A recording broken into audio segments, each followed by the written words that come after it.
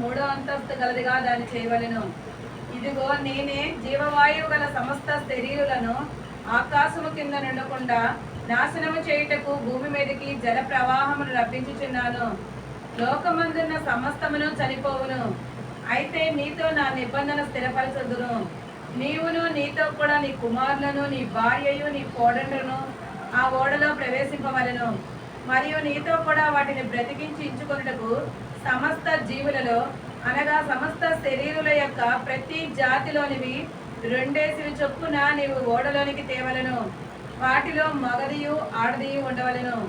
నీవు వాటిని బ్రతికించి ఉంచుకొనుటకై వాటి వాటి జాతుల ప్రకారం పక్షుల్లోను, వాటి వాటి జాతుల ప్రకారం జంతువులలోను, వాటి వాటి జాతుల ప్రకారం నేలను ప్రాకు వాటన్నింటిలోనూ ప్రతి జాతిలో 2 చొప్పున నీ యొద్దకై వచ్చును. మరియు తినుటకు నానా విధములైన ఆహార పదార్థములను కూర్చుకొని నీ దగ్గర ఉంచుకొనుము. అవి నీకును వాటికి ఆహారం మగులని చెప్పెను. నోవాహు అట్లు చేసెను.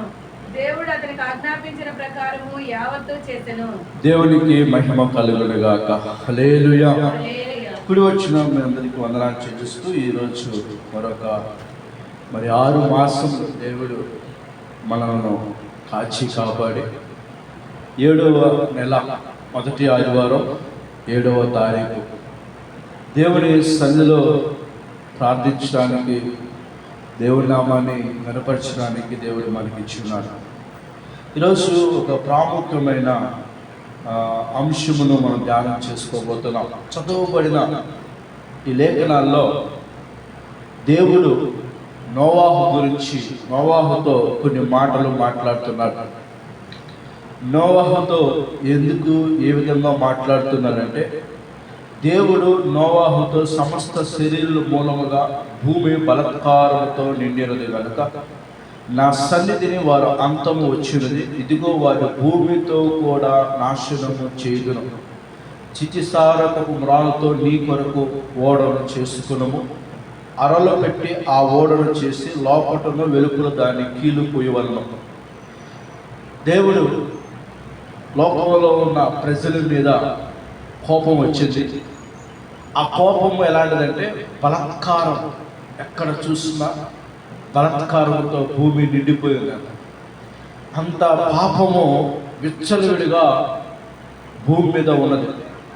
ఆ పాపాన్ని దేవుడు చూసి తట్టుకోలేక ఈ భూమి మీద ఉన్న సమస్తమును నాశనము చేయాలని, ఎందుకు నేను సృష్టించానా అనే ఒక బాధతో సమస్తమును నాశనం చేయాలని దేవుడు ఒక ఆలోచన కలిగి ఉన్నాడు. అప్పుడు ఆ తరము అంటే ఆ తరం అంటే ఆ జనరేషన్లో అప్పుడున్న ప్రజలందరిలో ఒక కుటుంబం దేవుడికి బాగా ఇష్టమైంది. ఊరంతా భయంకరమైన పాపంతో ఉంది. దేశమంతా బలాత్కారంతో నింపబడి ఉన్నారు. కానీ ఒక కుటుంబం మాత్రం చాలా భయభక్తులు కలిగిన కుటుంబంగా ఉంది. ఆ కుటుంబమే నోవాహు కుటుంబం. ఏ కుటుంబం అంట? నోవాహు కుటుంబం. అన్ని కుటుంబాలు పాడైపోయినాయంట. పిల్లలు, పెద్దలు, యవనస్తులు, సమాజమే బలాత్కారము. భూమి మీద సర్వ శరీరులు బలాత్కారముతో నింపబడింది కనుక నా సన్నిధి వారి అంతము వచ్చినది, వారిని భూమితో కూడా నాశనం చేస్తారంట. ఇప్పుడు అంత భయంకరమైన ఉగ్రత, కోపము దేవుడికి వచ్చేసింది. ఆ వేదన తట్టుకోలేక, ఆ యొక్క బాధను తట్టుకోలేక భూమి మీద ఉన్న సమస్తము, ప్రజలే కానీ జంతువులే కానీ సమస్తమును నాశనం చేయడానికి దేవుడు కంకణం కట్టుకున్నాడు. అయితే ఆ తరములో ఎవడైనా నీతిమంతులు ఉన్నాడా అని ఆలోచించాడు. ఎవడైనా భక్తిపరుడు ఉన్నాడా అని ఆలోచించాడు. ఆ ప్రజలందరి మధ్యలో, ఆ దేశంలో, అలాగే ఆ ప్రజల్లో ఒకే ఒక్కడు కనపడ్డాడు. ఆయన పేరే నోవాహు. దేవునికి స్తోత్రం. హల్లెలూయా. ఆ నోవాహుతో ఏమన్నారంటే 18వ వచనం, అయితే నీతో నా నిబంధన స్థిరపరచుదును, నీవును నీతో కూడా నీ కుమారును నీ భార్య నీ కోడ్రాండును ఆ ఓడలోకి ప్రవేశింపవలెను. నీతో అయితే నీతో నా నిబంధన స్థిరపరచగలను. అయితే నీతో నా నిబంధన అంటే నిబంధన అంటే ఒడంబడిక అంటాం. రెండోది ఇంకో చెప్పాలంటే ప్రమాణం చేసుకుంటారు. ఇద్దరి మధ్య జరిగేదంటే ప్రమాణం. లేదా కొంతమంది గుంపులు ఇటు 10 మంది ఇటు 10 మంది కలిసి ఒక ప్రమాణం చేసుకుంటారు, ఒక ఒడంబడిక. ఈ ఒడంబడిక, ఈ ప్రమాణము నిబంధన అంటాం. నిబంధన అయితే దేవుడు నోవాహుతో నిబంధన చేసుకుంటున్నాడు. హల్లెలూయా. దేవుడు నోవాహుతో నిబంధన చేసుకున్నాడు. అయితే నీతో నా నిబంధనను స్థిరపరచుదును. మనకి బైబిల్లో ఈ నిబంధన అన్న మాట దాదాపు 200 సార్లు రాయబడింది ఈ మాట. హల్లెలూయా. 200 సార్లు ఈ మాట రాయబడింది. మీకు ఇంకొక విచిత్రం ఏంటంటే, మనకి బైబిల్ కూడా 66 పుస్తకాలు, 39 పుస్తకాలు కలిసి ఏమంటారు పాత నిబంధన అంటారు.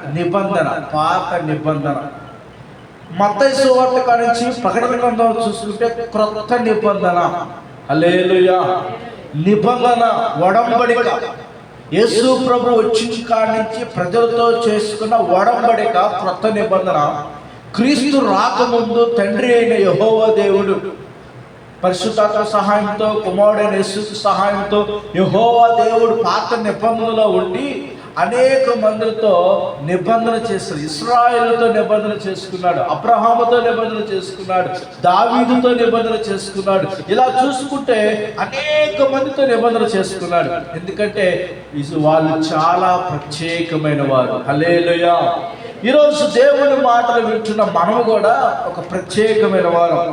నీతో నాతో ఆయన ఒక నిబంధన చేసుకుంటున్నాడు ఈరోజు. హల్లెలూయా. ఈ మాట చాలా బాగా. అయితే నీతో నా నిబంధనను స్థిరపరచు. అంటే నీ ద్వారా నేను ఏమైతే ప్రమాణం చేస్తున్నానో నీ ద్వారా నెరవేర్చబోతున్నా. అంటే నీ ద్వారా భూమి మీదకు మేలు చేయబోతున్నాను, నీ ద్వారా ఇతరులకు మేలు చేయబోతున్నాను, నీ ద్వారా అంటున్నాడు. హల్లెలూయా. ఏంటయ్యా అంటే, దేవుడు సమస్తం చూశాడు, తట్టుకోలేకపోయాడు, ఓడను తయారు చేయమన్నాడు. అది 3 అంతస్తులుగా ఉండాలన్నాడు. ఆ 3 అంతస్తుల్లో ఏమేమి చెప్పాడంటే, నీవును, నీ భార్యను, నీ కొడుకులు, నీ కోడళ్ళు, వాళ్ళ ఫ్యామిలీ మొత్తం 8 మంది ఆ ఓడలోకి ప్రవేశించాలి. ఆ ఓడను తయారు చేయాలి. ఆ ఓడలోకి మీరు ప్రవేశించాలి. ఓడలోకి మీరొక్కరే కాదు, ప్రతి జంతువులలో మగది ఆడది జతలుగా ఆ ఓడలోకి ప్రవేశించాలి. దేవునికి స్తోత్రం. హల్లెలూయా. అలాగా ఆ ఓడలోకి మీరు ప్రవేశించిన తర్వాత, ఎందుకంటే నీతో నేను ఒక నిబంధన చేసుకున్నాను. ఎందుకంటే నీ ద్వారా మరలా ఈ సృష్టిని సృష్టించబోతున్నాను. నీ ద్వారా ఈ సృష్టి యొక్క వ్యాప్తి చెందించబోతున్నాను. కాబట్టి నీవు నా మాట విని ఒక ఓడ సిద్ధం చేయి. ఆ ఓడలోకి మీ కుటుంబం మొత్తం వెళ్ళండి. జంతువులు, యానిమల్స్, జంతువులన్నింటిలో కూడా ప్రతి జంతువు, ఆడది మగది, అలా అన్ని మొత్తం మీరు లోపలికి వెళ్ళండి. ఆ తర్వాత ఓడ తలుపు నేను వేస్తాను అని చెప్పుకుంటూ ఈ 6వ అధ్యాయంలో 13 నుంచి 22వ వచ్చిన వరకు 21వ వచ్చిన వరకు చెప్పుకుంటూ వచ్చాడు. అలా చెప్పుకుంటూ వచ్చిన తర్వాత ఏమన్నారు తెలుసా? 22వ వచ్చింది. నోవాహు అట్లు చేసెను. ఎట్లు చేశాడంట? అట్లు అంటే ఆయన ఏం చెప్పాడో అది చేశాడు. అంటే దేవుడు ఏం చెప్పాడు? ఒక ఓడను తయారు చేయమన్నాడు. ఒక ఓడ, అది 3 అంతస్తుల ఓడ. ఎక్కడ తయారు చేయమన్నాడు? నువ్వున్న ఇంటి దగ్గరే ఒక ఓడ సిద్ధం చేయన్నాడు. ఎక్కడో నదుల దగ్గర, సముద్రాల దగ్గర ఓడను తయారు చేయట్లా, ఇంటి దగ్గరే ఆ ఓడను సిద్ధపరుస్తున్నాడు. దానికి దేవుడు ఈ విధంగా చెప్పి వెళ్ళాడు. ప్రజలందరూ ఏవేమో అనుకున్నారు. ఓడ ఎక్కడ తయారు చేస్తున్నారంటే సముద్రం దగ్గర, నది దగ్గర తయారు చేయలేదా అనుకున్నారు. అవేం పట్టించుకోకుండా దేవుడు చెప్పినట్టుగా నోవాహు అట్లు చేసును. దేవుడు అతనికి ఆజ్ఞాపించిన ప్రకారం యావత్తు చేసెను. హల్లెలూయా. దేవుడు ఒక వ్యక్తితో నిబంధన ప్రమాణం చేసుకున్నారంటే ఆ వ్యక్తిలో యొక్క ఎబిలిటీ, అంటే ఆ వ్యక్తిలో ఉన్న క్వాలిఫికేషన్, ఆ వ్యక్తి ఎంత బలవంతుడు గ్రహించి అతనితో ఒక నిబంధన చేసింది. ఇతడైతే రోషంతో నా కోసం ఉంటాడు. ఎందుకంటే ఇంత భయంకరమైన పాపపు లోకములో కూడా ఈ వ్యక్తి, ఈ కుటుంబం ఎంత పరిశుద్ధతగా జీవించారంటే ఇది మామూలు విషయం కాదు. కాబట్టి నోవాహు, నీతో నేను ఏం చేస్తానంటే నిబంధన చేస్తున్నాను. ఆ నిబంధన నీతో నేను ఏం చేస్తానంటే స్థిరపరుస్తాను. ఎగ్జాక్ట్గా దేవుడు దేవుడు ఏదైతే చెప్పాడో నోవాహు అలా తయారు చేసాడు, సిద్ధపరిచాడు. అందుకే 7వ అధ్యాయం చూస్తే, యెహోవా ఈ తరం వారిలో నీవే నా ఎదుట నీతిమంతుడవై ఉండుట చూచితివి కనుక నీవును నీ ఇంటి వారును ఓడలో ప్రవేశించుడి. హల్లెలూయా. నీవును ఈ తరము వారంతటిలో నీవే నా ఎదుట నీతిమంతుడిగా ఉన్నారు. ఇది చాలా ప్రాముఖ్య విషయం. దేవుడు ఒక వ్యక్తితో నిబంధన చేసుకుని ఆ వ్యక్తి ద్వారా మరలా జనరేషన్, మరలా లోకమును సృష్టిస్తాడంటే అది మామూలు విషయం కాదు. అంటే ఎంత భక్తిపరుడు నోవాహు. భయంకరమైన పాపపు వీధులలో, బలాత్కారం మధ్యలో, చెడుతనం మధ్యలో, పాపపు జీవితాల మధ్యలో, ఆ అక్రమము, అన్యాయం మధ్యలో, ఇలాంటి భయంకరమైన పరిస్థితుల మధ్యలో ఒక వ్యక్తి నీతిమంతులుగా ఉండటం అంటే అది చాలా చాలా చాలా కష్టం. కానీ నోవాహు ఉండి చూసి చూపించాడు. అందుకే దేవుడు అన్నాడు, ఈ తరము వారంతట్లో నువ్వు ఎలా కొన్నావంటే నీతిమంతుడుగా ఉన్నావు. ఇదిగో ఈ రోజుల్లో కూడా అదే, ఈ భయంకరమైన చివరి దినాల్లో అదే జరుగుతుంది. యేసు ప్రభు కూడా అదే చెప్పాడు. నోవాహు దినాలలో ప్రజలు ఎలాగుంటారు, ఎలాగున్నారంటే నోవాహు దినాల ప్రజలు తినుచు, త్రాగుచు, పెళ్లికి ఇచ్చుచు, ఇల్లు కట్టుకుంటూ వారి వారి జీవితంలో వారి వారి యొక్క లోకములో పడి వారి వారి ఇష్టానుసారంగా జీవిస్తూ ఉన్నారంట. అలా జీవిస్తున్న టైంలో అనుకోని రీతిగా ఎవరు వస్తారంటే దేవుడు వస్తారు. ఎగ్జాక్ట్గా ఆ దినాలలో కూడా అదే జరిగింది. నోవాహుతో దేవుడు ఒక నిబంధన చేసుకున్నాడు. ఈరోజు నీ ద్వారా, నా ద్వారా కూడా దేవుడు ఒక నిబంధన చేసుకోవడానికి సిద్ధపడుతున్నాడు. ఆ నిబంధన మనతో దేవుడు చేసుకోవడానికి అయితే మనలో కూడా అలాంటి క్వాలిఫికేషన్, అలాంటి క్వాలిటీస్, అలాంటి అర్హతలు. ఎందుకంటే ఎవరు బట్టి వాళ్ళతో దేవుడు నిబంధన చేసుకోవాలి. ఎవరితో చేసుకున్నాడు? ఆ తరము వారందరిలో నిందారహితులుగా ఉన్నాడు నోవాహు. ఆ తరము వారందరిలో దేవుని యందు భయభక్తులు వాడి ఉన్నాడు. ఆ తరము వారందరి పరిశుద్ధత కలిగి ఉన్నాడు. అసలు భయంకరమైన పాపము వీధులు. ఈ మధ్యన వార్తల్లో చూస్తే తెలంగాణలో చిన్న పిల్లలను 6 సంవత్సరాల పాపను, 5 సంవత్సరాల పాపను ఒక వ్యక్తికి నిలుపోట వీడియో చూసే తెలంగాణలో జరిగింది. ఎంత బలత్కారం, చిన్న చిన్న పిల్లలతో బలత్కారము ఈ లోకంలో జరుగుతుంది. మొన్న వచ్చిన ఒక ముసలమ్మతో ఒక ముసలోడు బలత్కారం చేస్తూ దొరికిపోయాడు.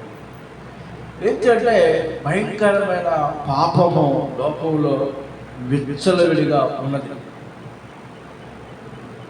దేవుడు రాకడకు కూడా దగ్గరగా ఉన్నది. ఎలాంటి బలత్కారాలు జరుగుతున్నాయంటే దేవుడు ఉగ్రత కూడా రాబోతున్నట్టు లెక్క. ఆ రాకడ కూడా రాబోతుంది లెక్క. ఆ దినాల్లో కూడా అలాగే ఉంది. ఇంకెలా భయంకరం ఉందంటే 6వ అధ్యాయం చూస్తే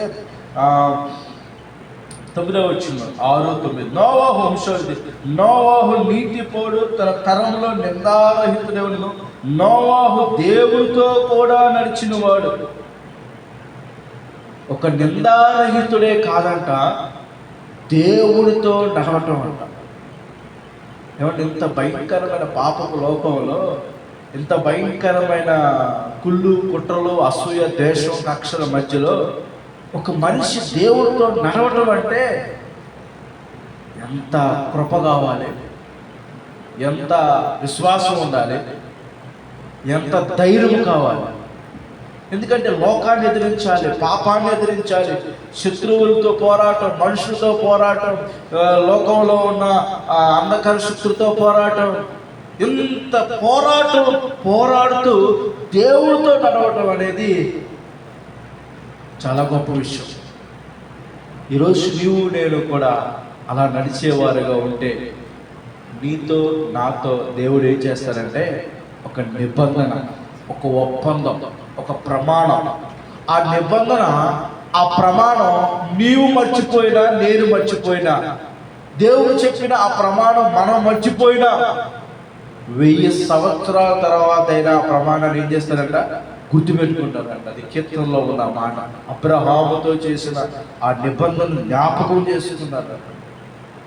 ప్రియమైన దేవుడి సంగమా, ఈరోజు దేవుని భక్తి అనేది చాలా ఎలా అయిపోయిందంటే ఆషామాషిగా అయిపోయింది. ఏదో ఉడతా భక్తి లాగా భక్తి ఉంటుంది, కానీ ఈ నోవాహు లాగా ఒక రోషము కలిగి దేవుడితో నడవటం, దేవుడితో నడిచే వ్యక్తిగా ఉన్నాడంట. ఎంత భక్తి చేశారు చూడండి. అందుకే దేవుడు ఆయనతో ఏం చేశారంటే, నీతో ఒక నిబంధన చేస్తాను, నా నిబంధన నీ ద్వారా స్థిరపరుస్తాను. అంటే నీ ద్వారా నేను ఏదైతే ప్రమాణం చేశానో, ఒడంబడి చేశానో అది నీ ద్వారా స్థిరపరుస్తాను. అంటే ఎంత ఆ దేవుడికి నోవాహు మధ్య ఉన్న సత్సంబంధం చూడండి, ఎంత ఐక్యత కలిగి ఉన్నారో చూడండి. ఈరోజు మనం కూడా అలాంటి ఐక్యత, దేవుడితో అలాంటి ఐక్యత మనం కలిగి ఉంటే మనకిచ్చే వాగ్దానాలు, మనకిచ్చే మాటలు, వాక్యాలు కానీ, వాగ్దానాలే కానీ, ప్రవచనాలు కానీ, అది మన జీవితంలో కొద్ది రోజులైనా తర్వాత అయినా ఎప్పటికైనా ఆ ప్రమాణం, ఆ వాగ్దానాన్ని ఖచ్చితంగా దేవుడు ఏం చేస్తారంటే నెరవేరుస్తారు. హల్లెలూయా. ఇక్కడ మనం చూసుకున్నట్లయితే నోవాహు ఎలా ఉండేవాడిగా ఉన్నాడంటే నిందారహితుగా ఉన్నాడు, దేవుడితో నడిచిన వాడిగా ఉన్నాడు. 11వ వచనం, భూలోకము దేవుని సన్నిధి చెడిపోయిను, భూలోకము బలాత్కారంతో నిండియును. దేవుడు భూలోకం చూచినప్పుడు అది చెడిపోయును, భూమి మీద సమస్త శరీరులు తమ మార్గమును చెరిపి వేసుకుని ఉన్నారు. చూడండి, ఒకటే భూమి మీద ఎలా దేవుని సన్నిధి చెడిపోయినాడు, దేవుని సన్నిధి కూడా చెడిపోయినాడు, సన్నిధిలో కూడా దేవుని సన్నిధిలో కూడా చెడిపోయినాడు. అక్కడ కూడా అక్రమము, అన్యాయం, పాపము, లంచము, ద్వేషము, పగ, ఈర్ష, కక్ష, ఇలాంటివన్నీ దేవుని సన్నిధి కూడా చెడిపోయినాడు. తర్వాత భూలోకము బలాత్కారం, ఎక్కడ చూసినా బలాత్కారంగా చంపటం, దొరికితే చంపటం, కొట్టటం, బలాత్కారం, అన్ని బలాత్కారమే. బలాత్కారంతో అవతల యొక్క వస్తువులు, స్థలాలు బలాత్కారంగా లాక్కోవటం, పొలాలు అన్ని బలాత్కారంతో లాక్కోవటం. ఈరోజు ఎక్కడన్నా ప్రేమ ఉన్నదా అంటే ఎక్కడే లేదు. అన్నదమ్ముల మధ్యలో ప్రేమ ఉన్నదంటే లేదు, అక్క చెల్లెల మధ్యలో ప్రేమ ఉన్నదంటే లేదు, కుటుంబంలో లేదు, భార్యాభర్తల మధ్యలో ప్రేమ ఉన్నదంటే లేదు. ఈరోజు అంత భయంకరంగా ఆ దినాల్లో కూడా ఉందంట. ఈరోజు అలాగే ఉంది. ఏదో మనిషి బ్రతుకుతున్నారు అంటే బ్రతుకుతున్నారే కానీ లోకంలో మామూలు జనరల్గా ఎక్కడ చూసినా బలాత్కారం, స్వార్థం, నాది వాడుకున్నదే కాకుండా అవతలోడు మొత్తం లాక్కోవటం, అది కూడా నాకే. ఎక్కడ చూసినా బలాత్కారంతో దేవుడి సన్నిధి కూడా చెడిపోయి ఉంటారు. అంటే దేవుడి బిడ్డలు కూడా చెడిపోయి ఉన్నారు. దేవుడి సంఘంలో అపవిత్రత. ఈరోజు చూడండి, అంత భయంకరమైన జీవితం. సంఘంలో కూడా అపవిత్రత, కుటుంబాల్లో అపవిత్రత, సమాజంలో అపవిత్రత, అంత భయంకరంగా ఈరోజు మనం ఏవేవి చూస్తున్నామో ఆ దినాల్లో కూడా, నోవాహు దినాల్లో కూడా అలాంటి భయంకరంగా ఉండేవి. అందుకే రాకడ దినాల్లో కూడా అయ్యే దినాలు వస్తాయని ముందుగా దేవుడు చెప్పాడు. ఇంకా ఏమన్నా తెలుసా, భూమి మీద సమస్త శరీరులు తమ మార్గమును ఏం చేశారంట? చెరిపేసుకున్నారు. ప్రతి మనిషి వాడు వెళ్ళే మార్గం చెరిపేసుకున్నారు. వాడు నడక చెరిపేసుకున్నాడు, వాడు తినే తిండి చెరిపేసుకున్నాడు, వాడు తినే ఆహారం, త్రాగుడుకు, వ్యసనాలకు, డ్రగ్స్, గంజాయిలకు, ఖైనీలకు, గుట్కాలకు, తన మార్గాన్ని మంచి మార్గంలో ఎవడు వెళ్తేలా చెప్పినా కూడా ఆ మాట లెక్క చేయకూడదు, ఆ మాట తిరస్కరించి ఈరోజు కష్టపడి దేవుడి మాట విని, తల్లిదండ్రుల మాట విని చదువుకునే వాళ్ళు చాలా తక్కువ మంది అంట. నా ఇష్టం అనేవాళ్ళు ఎక్కువేరు, కానీ నీ మాట వింటాను అనేవాళ్ళు లేరు ఈరోజు. నా ఇష్టం, నా ఇష్టం, నా ఇష్టం అంటే వారు మార్గాన్ని ఏం చేసుకున్నారంటే చెరుపు వేసుకున్నారు, బలత్కారంతో నింపబడి ఉన్నారు. కానీ ఇంత భయంకరమైన పాపపు ప్రజల మధ్యలో ఒక ఆయన ఉన్నాడంట, ఒక కుటుంబం ఉందంట. ఇది విచిత్రంగా లేదా? కొంతమంది ఏం చేస్తారు తెలుసా?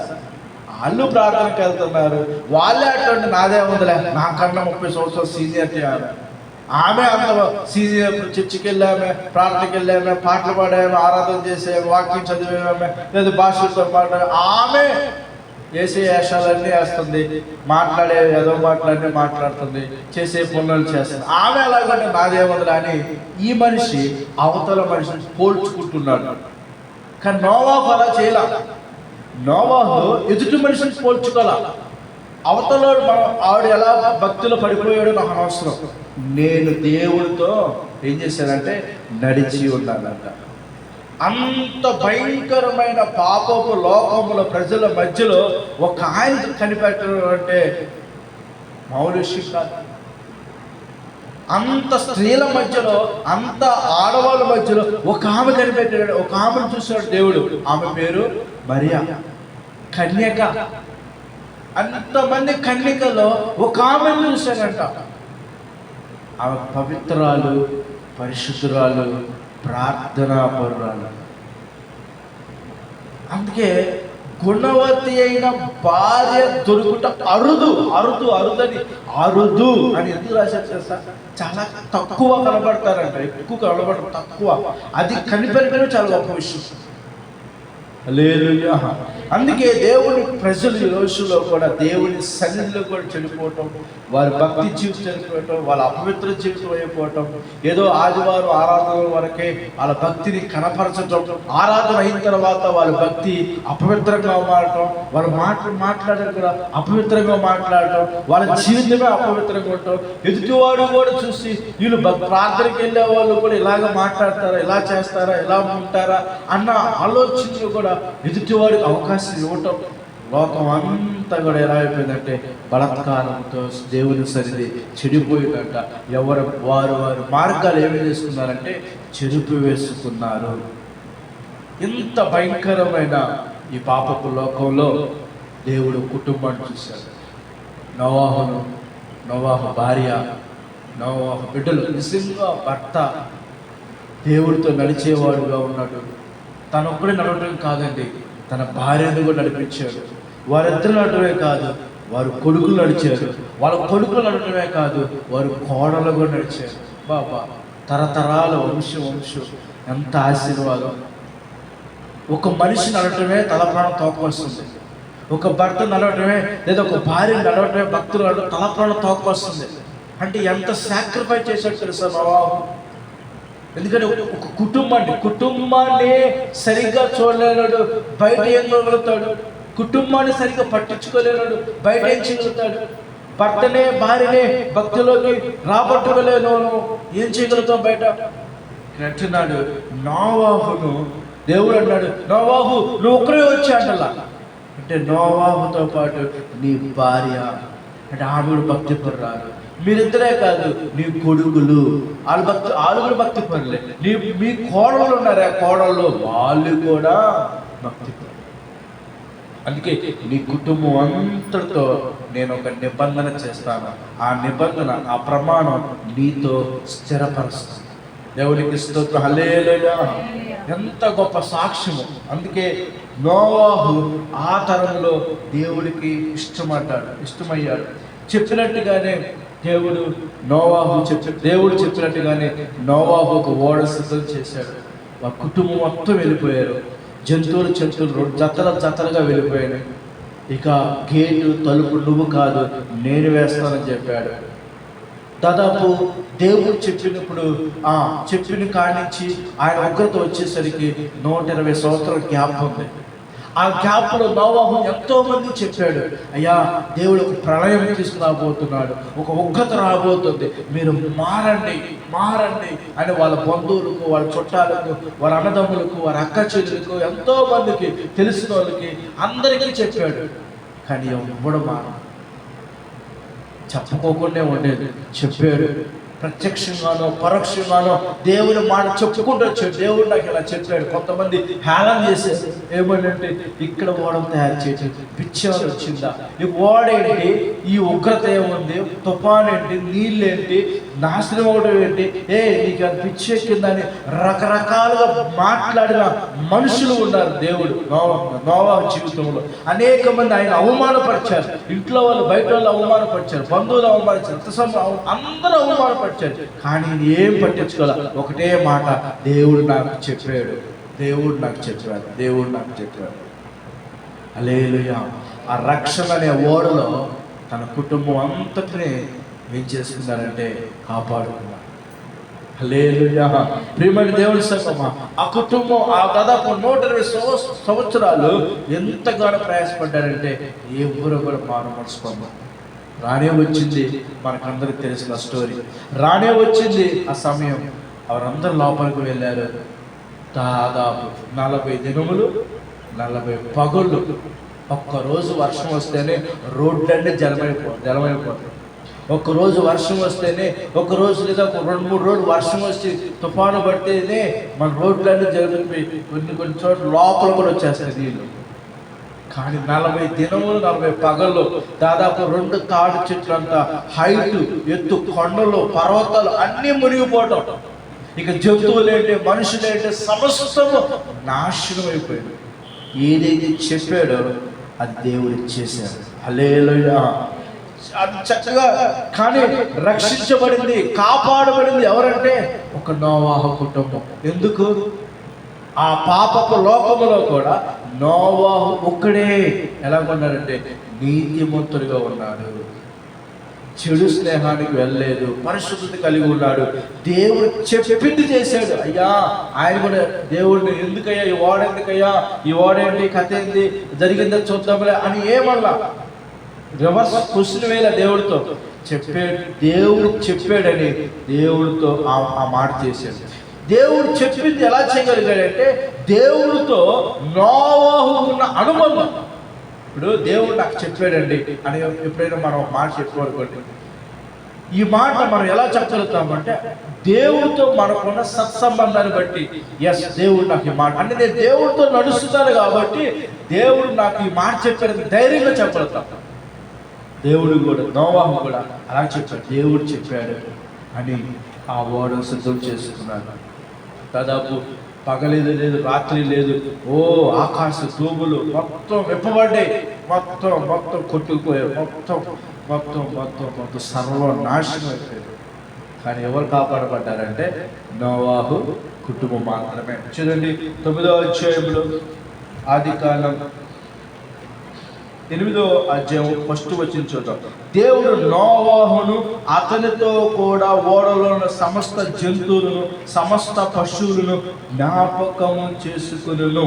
దేవుడు భూమి మీద వాయు విస్తున్నట్టు చేయడం వల్ల నీళ్లు తగ్గిపోయెను. హల్లెలూయా. చూడండి, అంత భయంకరమైన ఆ వానలు, వరదలు, నీళ్లు, సముద్రాలు, కొండలు, గొట్టలు అన్నీ నిండిపోయి మునిగిపోయి ఒక ఓడ మాత్రమే సురక్షితంగా ఉంది. దేవుడు నోవాహుని ఏం చేసుకున్నారంటే జ్ఞాపకం చేసుకున్నాడు. దేవుడు నమ్మిన వారిని దేవుడు జ్ఞాపకం చేసుకుంటాడు. ఆమేన్. హల్లెలూయా. దేవుడి మీద విశ్వాసం ఉంచిన వారిని దేవుడు జ్ఞాపకం చేసుకుంటాడు. దేవుడు మర్చిపోయే దేవుడు కాదు. ఎందుకంటే దేవుడు నోవాహుతో ఏం చేశాడట? ఒక నిబంధన, ఒడంబడిక, ఒక ఒప్పందం, ఒక ప్రమాణం చేసుకున్నాడు. దేవుడు నోవాహును రిమైండ్ చేస్తున్నాడు, జ్ఞాపకం చేసుకున్నాడు. దేవుడు ఒక మనిషిని జ్ఞాపకం చేసుకోవడం అంటే మామూలు విషయం కాదు. మనం మనుషులము ఒక మనిషిని మేలు చేసిన వ్యక్తిని లేకపోతే అది గుర్తుపెట్టుకోవడం చాలా కష్టం, లేకపోతే ఒక మనిషిని గుర్తుపెట్టుకొని జ్ఞాపకం పెట్టుకోవడం చాలా కష్టం. కానీ దేవుడే మనిషిని గుర్తుపెట్టుకోవడం అంటే గొప్ప విషయం కదా. అంటే ఎంత క్వాలిటీస్ నోవాహులో ఉండే చూడండి, ఎంత ఆత్మీయ జీవితం నోవాహులో ఉందో చూడండి. ఇక్కడ జ్ఞాపకం చేసుకుని ఏం చేశారు తెలుసా? 9వ అధ్యాయంలో మనం చూసుకున్నట్లయితే 8వ వచనం కారణం చూస్తే, మరియు దేవుడు నోవాహును అతని కుమారుతో, ఇదిగో నేను మీతోను మీ తదనంతరం మీ సంతానముతో మీతో కూడుకున్న ప్రతి జీవితోను పక్షులేమి పశువులేమి మీతో కూడా సమస్తమైన భూజంతువులేమి ఓడల నుండి బయటకు వచ్చిన సమస్త భూజంతువులతో నా నిబంధన స్థిరపరుచున్నాను. హల్లెలూయా. ఎవరితోనంట? ఒక నోవాహుతోనే కాదు, దేవుడు మాట విని, నోవాహు మాట విని ఈ యొక్క ఓడలోకి వచ్చిన జంతువులతో కూడా, పక్షులతో కూడా దేవుడు ఏం చేశాడంట? నిబంధన చేసుకున్నాడు, ఒడంబడిక చేసుకున్నారు. ఇక సృష్టి అంతా ఎవరితో ప్రారంభం అవుతుందంటే నోవాహుతో ప్రారంభమవుతుంది. మా మనుషుల యొక్క సంతానము, ఈ యొక్క జంతువుల సంతానము ఎవరితో ఉందంటే ఎవరైతే ఓడలో ఉన్నారో వాటి ద్వారా సంతానోత్పత్తి భూమి మీద జరగబోతుంది. అంటే వాటితో ఏం చేసుకున్నారంట? నిబంధన చేసుకున్నారు. తర్వాత అన్నాడు, నేను మీతో నా నిబంధన స్థిరపరచను, సమస్త శరీరులు ప్రవాహ జలము వల్ల ఇకను లయపరచబడదు, భూమిని నాశనం చేటుకు ఇకను జల ప్రవాహం కలుగుదని పలికిను. మరియు దేవుడు నాకును మీకును మీతో కూడిన సమస్త జీవరాశులకు మధ్య నేను తరతరములు ఏర్పరచు నిబంధన గుర్తు ఇదే, మేఘములో నా ధనస్సు ఉంచి తిని అది నాకును భూమికి మధ్య నిబంధన గుర్తుగా ఉండు. భూమిపైకి నేను మేఘములు రప్పించినప్పుడు ఆ ధనస్సు మేఘములో కనబడు. అప్పుడు నాకును మీకును సమస్త జీవరాశులకు మధ్యనున్న నా నిబంధన జ్ఞాపకం చేసుకుందని గనుక సమస్త శరీరం నాశనం చేయలేదు.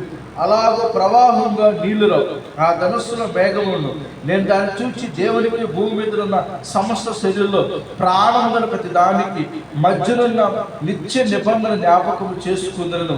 మరియు దేవుడు నాకును భూమి మీద సమస్త శరీరులకు మధ్య నేను స్థిరపరిచిన నిబంధన గుర్తు ఇదే అని నోవాహుతో చెప్పారు. ఓడల నుండి వచ్చిన నోవాహు కుమారుడు షేము, హాము, యాఫెతు వారు. హాము కల తండ్రి ఈ ముగ్గురు నోవాహు కుమారులు. వీరి సంతాన భూమి అంతటా ఏమైందంట? వ్యాపించింది. హల్లెలూయా. తరతరాలు ఆ యొక్క బిడ్డల ద్వారా కుటుంబం పిల్లల సంతాన అభివృద్ధి అలా వ్యాపించింది. దేవునికి మహిమ కలుగును గాక. హల్లెలూయా. చూడండి ఎంత ఆశీర్వాదకరమైన జీవితాన్ని దేవుడు నోవాహుకి ఇచ్చాడు. చూడండి, నోవాహు జీవితంలో దేవుడు ఎంతగా ఆశీర్వదించాడు. చూడండి, ఒక మనిషి దేవుడితో ఉన్నప్పుడు ఆ మనిషిని దేవుడు జ్ఞాపకం చేసుకుంటాడు. ఆ మనిషిని దేవుడు సర్వ సృష్టికి వ్యాపింపచేస్తాడు. ఆ మనిషిని దేవుడు ఉన్నత స్థానంలోకి తీసుకెళ్తాడు. ఆ మనిషి ప్రతి విషయంలో దేవుడు అతనికి తోడుగా ఉంటాడు. హల్లెలూయా. ఈరోజు నోవాహుతో ఏ నిబంధన అయితే ప్రారంభములో ఒప్పందం అయితే చేశాడో చివరికి ఈ ముగింపు నోవాహు జీవితం ముగింపుకి వచ్చేసరికి ఆ యొక్క నిబంధన నెరవేర్చుకుంటూ వచ్చాడు. దేవుడికి స్తోత్రం. హల్లెలూయా. కాబట్టి నోవాహు అంతగా నోవాహుతో దేవుడు అంతగా నిబంధన చేయడానికి కారణం నోవాహులో ఉన్న క్వాలిటీస్, అర్హతలు మనం చూడాలి. ఈరోజు నోవాహుతో ఎలాగైతే నిబంధన చేసి ఆ నిబంధన స్థిరపరిచి నెరవేర్చాడు, నాతో నీతో కూడా దేవుడు ఒక ప్రమాణం చేసి ఆ ఒప్పందం అది నీ పట్ల మన పట్ల నెరవేర్చాలంటే మనలో కూడా నోవాహు లాంటి అర్హతలు, నోవాహు లాంటి క్వాలిటీస్ మనము కూడా కలిగి ఉన్నప్పుడే దేవుడు మనల్ని కూడా ఏం చేస్తారంటే ఆ ప్రమాణాన్ని స్థిరపరుస్తాడు. ఆమేన్. హల్లెలూయా. మరొక మాట మనం చూద్దాము. దేవుని వాక్యము మత్తయి సువార్త, ఇది పాత నిబంధన మనం చూసాము. కొత్త నిబంధన ఒక మాట చదివి మనం ప్రార్థన చేసుకుందాం. కొత్త నిబంధన మనం చూస్తే మత్తయి సువార్త 26వ అధ్యాయము. మత్తయి సువార్త హల్లెలూయా.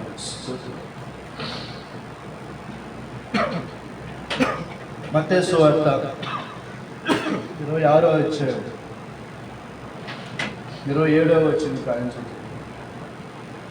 మరియు ఆ గిన్నె పట్టుకొని కృతజ్ఞతాస్తుతులు చెల్లించి వారికి ఇచ్చి, దీనిలోనిది మీరందరూ త్రాగుడి, ఇది నా రక్తము, అనగా పాప క్షమాపణ నిమిత్తము అనేకుల కొరకు చిందింపబడుచున్న నిబంధన రక్తము. నా తండ్రి రాజ్యంలో మీతో కూడా నేను ఈ ద్రాక్షారసము క్రొత్తదిగా త్రాగు దినము వరకు ఇకను దాన్ని త్రాగనని మీతో చెప్పుచున్నానెను. అంతటా వారు కీర్తన పాడి ఒలివ కొండకు వెళ్ళిరి. దేవునికి స్తోత్రం కలుగును గాక. ఇక్కడ యేసు ప్రభు కూడా కొత్త నిబంధనలో తనతో ఉన్న ప్రజలతో, శిష్యులతో కూడా ఒడంబడి చేసుకుంటున్నాడు. అక్కడ కొంతమందితో ఏమని సార్, ప్రభురాత్రి భోజనము యేసు ప్రభు వాళ్ళతో పాల్పొందుకున్నాడు. రేపు ఇంకా తెల్లారితే ఆయన సిలువేస్తారు. దానికి ముందుగా ఆయన పట్టుకోవడానికి వచ్చే ముందుగా ప్రాముఖ్యమైనది ఒక విషయాన్ని వాళ్ళతో చెప్తున్నాడు యేసు ప్రభు. సంస్కార ఆరాధన, ప్రభు బల్ల ఆరాధనగా వారు బల్లను సిద్ధపరిచారు. మేడగది మీద శిష్యులు అందరూ వచ్చారు. వచ్చి అందరూ కొంతమంది ఉన్నారు. ఇక వాళ్ళతో పాటు కలిసి భోజనం చేయించుండగా ఒక రొట్టెను పట్టుకున్నాడు. దాన్ని ఏం చేశారంటే ఆశీర్వదించి విరిచి, ఫస్ట్ ఏమో ఆ రొట్టెను ఆశీర్వదించి విరిచి తన శిష్యులకి ఇచ్చి, మీరు దీన్ని తీసుకొని తినండి, ఇది నా శరీరం. హల్లెలూయా. శిష్యులతో ఎలాగ నిబంధన చేస్తాడు చూడండి. ఇది నా శరీరము, మీరు తినే ఈ రొట్టెను నా శరీరంగా మీరు విశ్వసించి తీసుకొని, ఇదే మీతో చివరిగా తినబోతున్నా, ఇక తర్వాత మీతో ఇది పాలు పొందుకోలేరు అని చెప్తున్నాడు. అయితే కింద మాట, ఆయన గిన్నె పట్టుకొని కృతజ్ఞతా స్తుతులు చెల్లించి వారికి ఇచ్చి, దీనిలోని మీరందరూ త్రాగండి, ఇది నా రక్తము, అనగా పాప క్షమాపణ నిమిత్తం అనేకుల కొరకు చిందింపబడుచున్న నిబంధన రక్తము. హల్లెలూయా. ఏ రక్తం అంటే ఇది? నిబంధన రక్తము, ప్రమాణముతో చేసిన రక్తం ఇది. ఒడంబడికతో తండ్రి దగ్గర కుమారుడు అయిన యేసుక్రీస్తు, నా ప్రజల కోసం నేను రక్తము కారుస్తాను, నా ప్రాణం అర్పిస్తానుతో ఒడంబడిక చేసుకుని, నిబంధన చేసుకుని, ఈరోజు గుర్తుగా, నిబంధనకు గుర్తుగా, ఇదిగో ఆ నిబంధన గుర్తుగా ఆ రక్తమును మన కొరకు ఇచ్చాడు. హల్లెలూయా. నిబంధన అంటే దాని కింద ఏముంది సార్? క్రొత్త నిబంధన. హల్లెలూయా. పాత నిబంధనలో దేవుడు వారితో నడిచాడు, వారితో ఉన్నాడు, వారిని నడిపించుకుంటూ సహాయం చేసుకుంటూ వచ్చాడు. కొత్త నిబంధనకు వచ్చేసరికి ఎలా అయిపోయాడంటే, ఈ నడిపించడం తోడటమే కాదు, ఇంతకన్నా విలువైనది ఒకటి చేయాలి. ప్రజల కోసం నా ప్రాణాన్ని ఇవ్వాలి. హల్లెలూయా. నా రక్తాన్ని చెందించాలి. అందుకని ఇదిగో నా పాప క్షమాపణ నిమిత్తం అనేకుల కొరకు చిందింపబడుచున్న నిబంధన రక్తం. పౌలు గారు కూడా మాట అంటాడు, కొరింథీయులకు రాసిన పత్రిక, అక్కడ కూడా పౌలు గారు ఇదే మాట దాన్ని జ్ఞాపకం చేస్తాడు. మొదటి కొరింథీయులకు రాసిన పత్రిక 11వ అధ్యాయం అంటాడు 23, నేను మీకు అప్పగించిన ప్రభువులో కొద్దిని, ప్రభు యేసు తన అపరాత్రి ఒక రొట్టెను ఎత్తుకొని కృతజ్ఞతాస్తుతులు చెల్లించి దాన్ని విరిచి, ఇది మీ కొరకైన నా శరీరము, నన్ను జ్ఞాపకం చేసుకుని దీన్ని చేరు. ఆ ప్రకారం భోజనం పిమ్మట ఆయన పాత్రను ఎత్తుకుని, ఈ పాత్ర నా రక్తము అయిన క్రొత్త నిబంధన, మీరు దీనిలో త్రాగునప్పుడల్లా నన్ను జ్ఞాపకము చేసుకుని. ఇదే మాట పౌలు గారు కొరింథీ సంఘముతో జ్ఞాపకం చేసుకున్నారు. మనం గడిచిన మాసం అంతా మొదటి కొరింథీ పత్రిక ధ్యానం చేస్తాం. అక్కడ పౌలు గారు సంఘాన్ని చెప్తున్నాడు, ఈ దేవుడు మన కొరకు చిందించిన కొత్త నిబంధన రక్తం. అంటే మనతో ఒక ప్రమాణం చేశాడు, ఏమనంటే నీ కొరకు నేను ప్రాణము అర్పిస్తాను, అర్పించాను. దాని గుర్తు ఏంటంటే ఇదిగో నా రక్తం. అర్థమైంది అనుకుంటున్నాను. దీనికోసం నేను ప్రాణం ఇస్తుంది, నేను ప్రేమిస్తున్నాను. దానికి నిబంధనగా ప్రమాణానికి గుర్తుగా ఏంటంటే నా ప్రాణం, నా రక్తం నీకు ఇస్తున్నాను అన్నాడు. దేవుడైతే తన ప్రజల పట్ల ఒక నిబంధన కలిగి ఉన్నాడు, కానీ మనుషులే దేవుడి పట్ల ఆ యొక్క నిబంధనను మర్చిపోయారు, ఆ ప్రమాణాన్ని మర్చిపోయారు, ఆ ఒడంబడికను మర్చిపోయారు. నా కోసం ఇంత త్యాగం చేసిన ఆయన, మనిషి కోసం సహాయం చేస్తాం, మనిషి కోసం కొద్ది దూరం నడవమని నడుస్తాం, మనిషి కోసం ఏదైనా ఒక రూపాయి ఇస్తాం, మనిషి కోసం మాట సహాయం చేస్తాం, ధన సహాయం చేస్తాం, ఇంకోదో సహాయం చేస్తాం. కానీ ప్రాణం ఇవ్వటం ఏంటి? ఒక మనిషి కోసం ప్రాణం ఇవ్వటం ఏంటి? అది సామాన్య మనిషి కాదు. దేవాది దేవుడు భూమి మీదకి వచ్చి తన యవ్వన కాలంలో, యవ్వన వయస్సులో, 33 సంవత్సరాల వయస్సులో ఒక ప్రజలందరి కోసం ప్రాణం ఇవ్వటం ఏంటి? అదే ఆయనలో ఉన్న ఒక నిబంధన, ఒక ఒప్పందం, ఒక ప్రమాణం. ఆయన దేవుడు మన కొరకు ప్రాణం ఇచ్చాడు. ఆ ప్రేమ గుర్తుగా మన కోసం ప్రాణం ఇచ్చాడు. హల్లెలూయా. ఆ రోజు నోవాహు దేవుడు చెప్పిన మాట విని, దేవుడు చెప్పినంత చేసి తన కుటుంబాన్ని ఎలాగైతే రక్షించుకున్నాడో, ఈరోజు కొత్త నిబంధనలో యేసు ప్రభు ప్రజలందరినీ రక్షించడానికి ఇక తూములు, ఆకాశ తూములు, వర్షాలు, తుఫాను కాకోకుండా ఇలాగైతే ఎప్పుడు చేయనన్నాడు. నోవాహు టైంలో తప్ప మళ్ళీ ఎప్పుడు కూడా ఆకాశ తూములు ఎప్పటం, భూమిని ప్రజలు నాశనం చేయడం ఎప్పుడు చేయాలి. పశ్చాత్తాపడ్డాడు తర్వాత, ఇట్లా కాదని. ఇక కొత్త నిబంధనలు అందుకే ఆయన ఏం చేశాడంటే, ఇలా కాదు, నా ప్రాణమే ఇచ్చేస్తాను, అప్పుడు నా ప్రజలు ఏం చేస్తారంటే తెలుసుకుంటారు అన్నాడు. ఆ ప్రాణానికి గుర్తుగా, ఆ యొక్క నిబంధన గుర్తుగా ఆయన ఏం చేశారంటే ప్రాణం ఇచ్చారు. అందుకే నిబంధన రక్తం, ఒప్పందం చేసుకున్న రక్తం, ప్రమాణం చేసుకున్న రక్తం, ఇంత గొప్పగా ప్రేమించిన దేవుడు. దేవుడికే మహిమ కలుగును గాక. ఇంత గొప్ప దేవుడు మనం కలిగి ఉన్నాం. మరి మన నిబంధన ఏంటి? మనం ఎలాగా దేవునిలో కలిగి ఉండాలి? మనం ఎలాగా? ఎందుకంటే ఆయనలో మార్పు ఉండదు. ఆయన ఆదియు అంతము మార్పు లేని దేవుడు. ఆయనలో మార్పు అనేది ఏమి లేదు. సమస్తము ఆయనకు తేటగా కనబడుతుంది. కానీ మనలో మనం ఈరోజు ఈ భక్తి విషయంలో అనేక మంది ఆ ఆత్మీయత లేకపోవటం, ఆత్మీయతలో పడిపోవటం, దేవుని సన్నిధిని నిర్లక్ష్యపరచటం, దేవుని సన్నిధి అంటే ఏదో ఒక ఆశాభాషగా అయిపోవటం. ఇంత త్యాగం చేసిన ఆయన మనమేం చేస్తున్నాం? ఇంత త్యాగం చేసే దేవుడికి మనం ఏం చేస్తున్నాం? ఒక మనిషి ఏదైనా సహాయం చేస్తే, అమ్మో నాకు అట్లా సహాయం చేసే, నేను ఆ మనిషికి ఆ కష్టంలో నేను ఉండకపోతే బాగోదు అని మనం మనిషిగా వెళ్ళి సపోర్ట్గా ఉండి నిలబడతా ఉంటాం. మరి అంతకన్నా మేలు చేసినవాడు, అంతకన్నా కేవలం సహాయం కాదు, మాట కాదు, ప్రాణం. 9వ తరగతి అమ్మాయిని ఒకడు కత్తితో నరికేశాడు. వాళ్ళు ప్రేమించట్లేదని నిన్నటి దినాన అనకాపల్లి జిల్లాలో ఒక అమ్మాయిని చంపేసేది.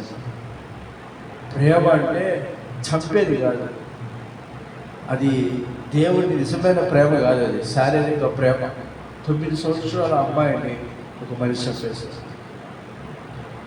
చూడండి, దేవుడేమో అలా కాదు, ఆయనకు ఆయన ప్రాణం ఇచ్చేసాడు. ఏ ప్రేమ గొప్పది? దేవుని ప్రేమ శాశ్వతమైనది. హల్లెలూయా. ఈరోజు దేవుడు ఒక నిబంధన మనతో చేసేసాడు, కానీ నీవు నేను కూడా ఒక నిబంధన చేస్తాను, ఒక ఒప్పందం చేసుకున్నాం. ఈరోజు అంతగా ప్రేమించే దేవుడు మనం ప్రతిరోజు ఆయనతో నడుద్దాం, ఆయనతో నడిచే అనుభవంలోకి మనం వెళ్దాం. ఆయన ఏ విధంగా ఉండమంటున్నాడో ఆ విధంగా ఉండే అనుభవంలోకి మనం వెళ్దాం. నోవాహు ఎలాగైతే తన కుటుంబాన్ని రక్షించుకున్నాడో, తన యొక్క భార్యను, బిడ్డలను, కోడలను ఎలాగైతే రక్షణ అనే ఓడలోకి తీసుకెళ్ళాడు, మరి ఈరోజు మన కుటుంబంలో ఉన్న వారి పరిస్థితి, మన కుటుంబంలో ఉన్నవారు దేవుడి దగ్గర మనకు అది కావాలి, ఉద్యోగం కావాలి, వ్యాపారం కావాలి, చదువు కావాలి, పెళ్లి కావాలి, పిల్లలు కావాలి, ఇవన్నీ అడుగుతారు. నా బిడ్డలు నీ సన్నిధికి రావాలయ్యా, నీ సన్నిధికి రావాలయ్యా, నా కుటుంబం అంతా నీ పాదాల దగ్గర ఉండాలయ్యా అని అడిగే దమ్మున్న ధైర్యం కలిగిన భక్తులు ఎవరు ఉన్నారంటే అది దావీదు మాత్రం.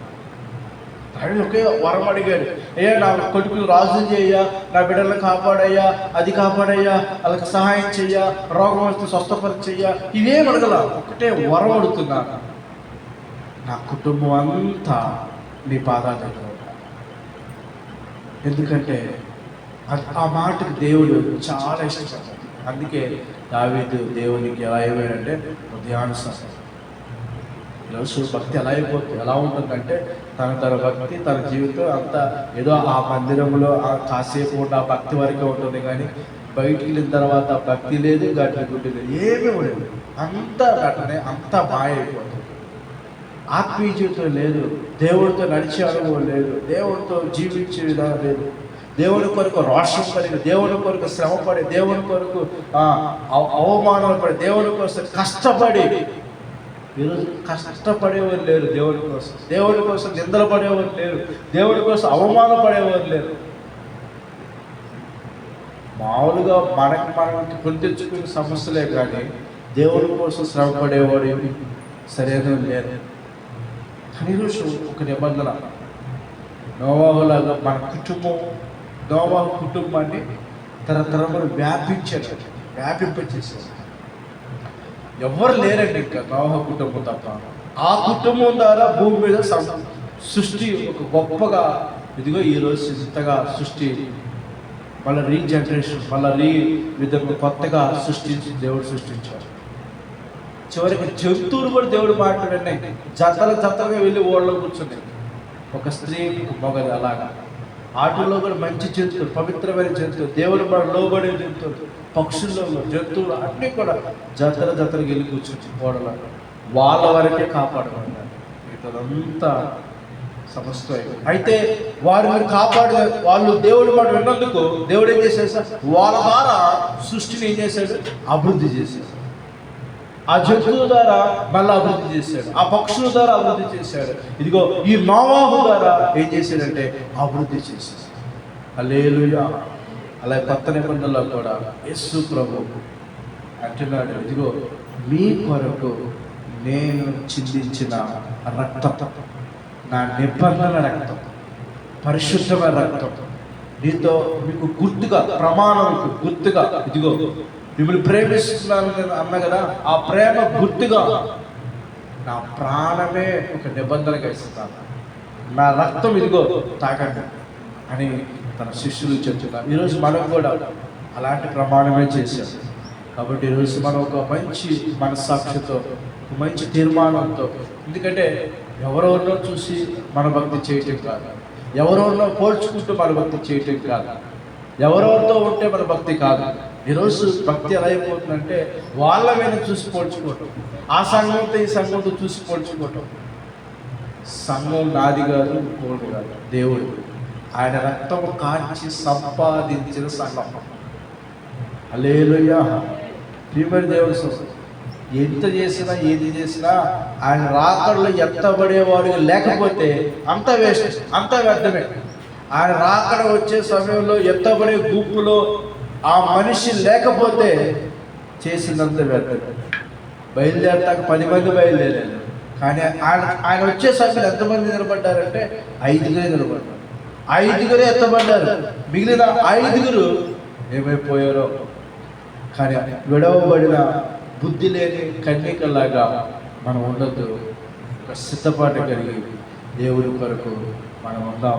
ఈరోజు దేవుడు నోవాహుతో నిబంధన చేసి తనను ఎలాగైతే వ్యాపింపు చేశాడు, యేసు ప్రభు రక్తం ద్వారా మనతో నిబంధన చేసి ఆ శరీరము ఆ రక్తంలో పాలు పొందుకునే బాధ్యతలు దేవుడు ఎలాగైతే మనకి ఇచ్చాడో, మనము కూడా ఆ నోవాహులాగా దేవుడికి నడిచి దేవుని కొరకు మనం కూడా ఈ ఇంత భయంకరమైన పాపపు ఊపిరి నోవాహు టైం ఎలాగైతే ఇప్పుడు ఎలాగుంది కాబట్టి ఇలాంటి టైంలో మనము కూడా మన సాక్షి జీవితాన్ని ఇందాక పాడుకున్నాం. పరిమళించినే నా సాక్ష్య జీవితమే పరిమళించినే నా సాక్ష్య జీవితమే పరిశుద్ధాత్ముడు నన్ను పరిమళించినే నా సాక్ష్య జీవితమే పరిశుద్ధాత్ముడు నన్ను నడిపించుచున్నందునే పరిమళించునే నా సాక్ష్య జీవితమే పరిశుద్ధాత్ముడు నన్ను నడిపించుచున్నందునే పరిమళిస్తూ ఉన్నారు. దినదినము మన సాక్షి జీవితము దేవుడి కోసం సాక్షిగా అలా ఉండాలని కోరుకుంటూ ఈరోజు దేవుడు మన మధ్యలో నోవాహు జీవితాన్ని మన మధ్యలో పెట్టి ఉన్నారు. అలాగే యేసు ప్రభు యొక్క ఆ రక్తాన్ని నిబంధన గుర్తుగా, ఆ ప్రమాణాన్ని గుర్తుగా ఆయన రక్తాన్ని మనకు చింతించారు. కాబట్టి ఈరోజు ఒక మంచి మనసాక్షి కలిగి మనందరూ లాంటి ఆత్మీయ జీవితంలోకి వెళ్ళే విధంగా మన సాక్షి జీవితాన్ని కాపాడుకునే విధంగా మనం ముందుకు వెళ్దాం. ప్రార్థన చేస్తున్నాం. దేవుడి కొద్ది మాటలు దీవించి ఆశీర్వదించుగాక. ఆమేన్. అందరూ కళ్ళు మూసుకున్నాం. ఒక చిన్న ప్రార్థన మన మనసులో మన నోరు తెరిచి ప్రార్థన చేస్తున్నాం. ఈరోజు దేవుడు మనకి ఇచ్చిన గొప్ప తరుణం. నోవాహు, అయితే నీతో నా నిబంధనను స్థిరపరుస్తాను, నీతోనే నా నిబంధన స్థిరపరుస్తాను అంటున్నాడు. ఇంకెవరితో కాదు, నోవాహు నీతోనే, నోవాహు నీతోనే, నీతో నా నిబంధన స్థిరపరుస్తాను.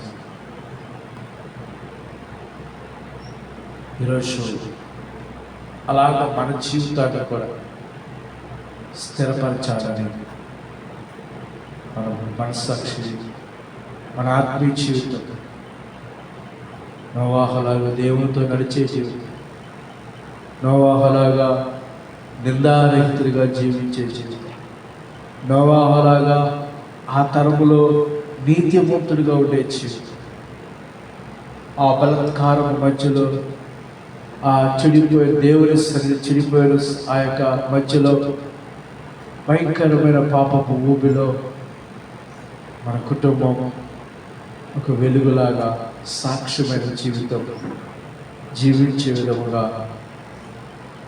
మనం ప్రార్థన చేసుకుందాం. ఒక 2 నిమిషాలు. హల్లెలూయా. Thank you Jesus.